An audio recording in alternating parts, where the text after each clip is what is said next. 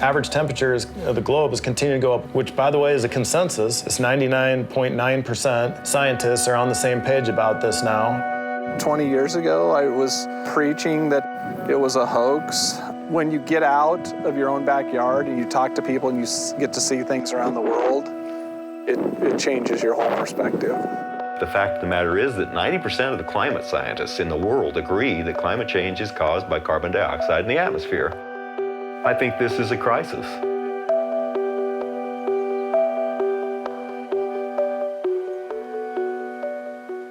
These bins are all destroyed. They aren't recoverable at all.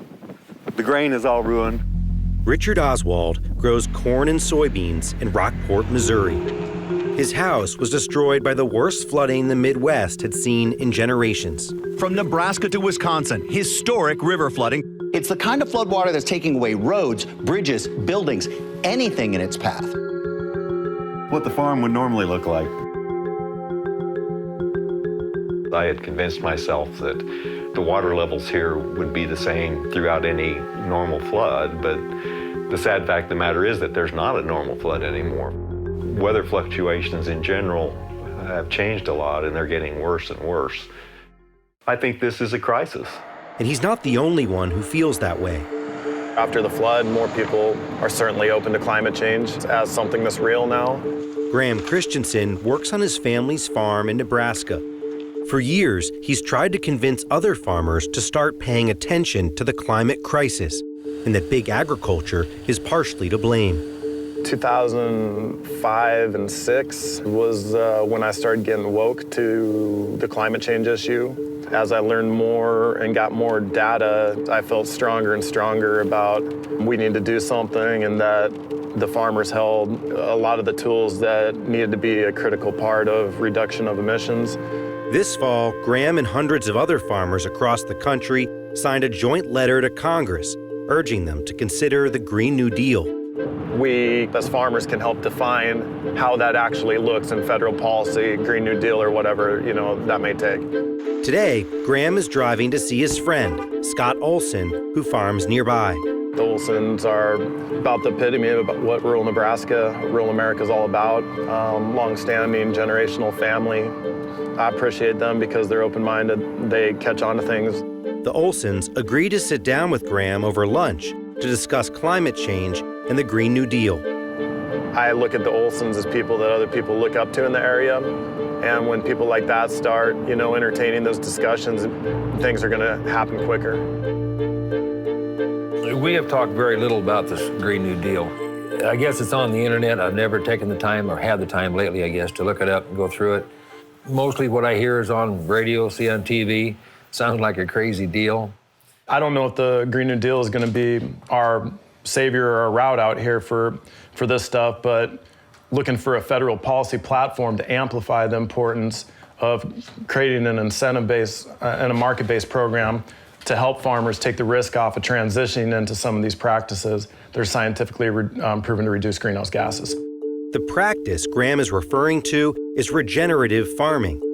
The basic idea is that a variety of seasonal crops grown without chemical fertilizer are better able to pull carbon from the atmosphere and store it in the soil. This is one of the goals of the Green New Deal when it comes to farming. Here, you can see the difference. On the left is a regenerative field that has a variety of lush crops with nutrient-rich soil, while the field on the right is conventional with bare soil, which doesn't store as much carbon or water. So starting to embrace the ecosystem and work with nature instead of always trying to work against nature. This is a big deal because about a quarter of the world's greenhouse gas emissions come from agriculture. Agriculture is now neck and neck with fossil fuels as the largest discharger. I believe more in the climate cycles, I guess, than I do in climate change. What Mother Nature did to us this March was probably once in a lifetime. 99.9% scientists are on the same page about this now. So if that 99% of scientists are right, one of the more cautious, conservative things for us to do is be able to embrace this, get out in front of this situation, and become a part of the solution. How are you going to convince communist nations in India all these other countries who are the worst polluters and will never cooperate. And what we do would make a very little change in the whole scheme of the entire Earth. I always think that, like, look at us as like leaders, you know? At some point, like, someone just gotta say, let's put a value on this, let's create this commodity, and let's shift. Because it's the right thing to do, and we know it, and we know the science is there. Right. And if our country were to take the lead and actually start creating opportunity out of this, then they're gonna look at it and be like, oh, we're missing out on this whole explosive industry. I see where you're going with this and what you're wanting to do. One of the things you're gonna have to do is to create a market for that. In the meantime, we gotta survive with what we have.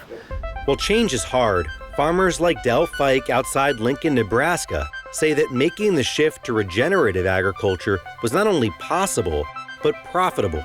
He downsized his farm, added new crops, and brought in cattle to graze and fertilize the land.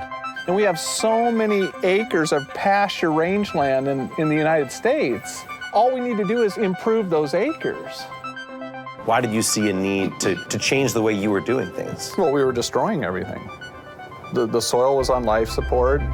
Everyone was making money but us. We knew nothing about the soil from a natural standpoint. It was a total unlearning process, and we continued to do that every day. Del showed us the soil on his new regenerative farm. This is the difference between healthy soil. The blackness of the soil is the carbon.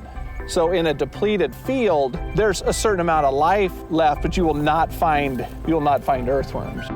The floods, these earthworms, you know, those spots where they crawl through, the water infiltrates down all those holes, goes deep. It grabs the water, it doesn't run off. It is a drug. I'm a soil junkie. Del has seen so much success, he started spreading the word, and now his phone rings off the hook. The biggest question I get is someone, they might be 40 years old, they might be farming with their dad that's 65 and their grandpa that's 85 or whatever, and they'll say, can you talk to my dad?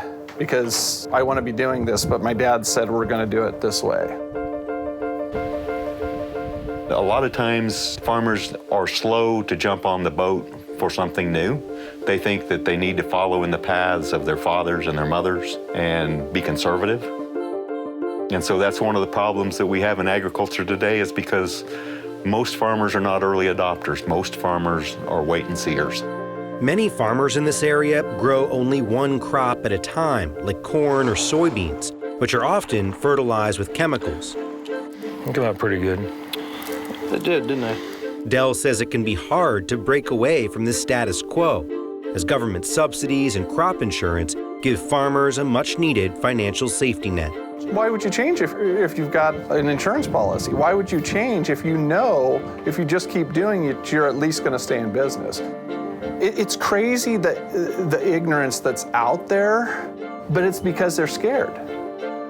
We don't get support from the politicians. We thought we had an in with President Obama. It's getting oftentimes harder for the family farmer to turn a profit. It's getting easier for large agribusiness concerns to buy out family farms. We thought that he was going to end some of the concentrated animal agriculture controlled by the big corporations, and that fell apart. People thought that President Trump would do that as well. The farmers are being left out in the cold. We're going to protect the farmer. We have to protect the farmer. He said he would, but he hasn't, and I don't think he will. And so we've just basically lost any say in the kind of agriculture we have in this country today. That's why thousands of farmers and ranchers are getting behind the Green New Deal to ensure that they have a seat at the table for any conversation about what the future of agriculture should look like. I'd like to see these kind of conversations start happening more holistically, whether it's the Green New Deal that gives that platform or not. This stuff needs to happen now. It's tough to get terribly optimistic about the Green New Deal when the country's so divided politically, and one side wants to demonize the other side and not really take an action. Everything that a farmer does is directly related to science. You put that seed in the ground, and it's science that the understanding of why that seed grows and what it's supposed to do. So when is it that farmers started turning their backs on science? Should I just go out now and start planting gravel in the ground and call that a seed and expect it to grow because I don't believe in science? Because I don't want to hear what the agronomists tell me, because gosh darn it, I want that gravel to grow into a corn plant, and so I'm just going to take this rock and put it in the ground and it'll grow? No, I'm too smart to do that. And I'm smart enough not to question 90% of the climatologists in this country too.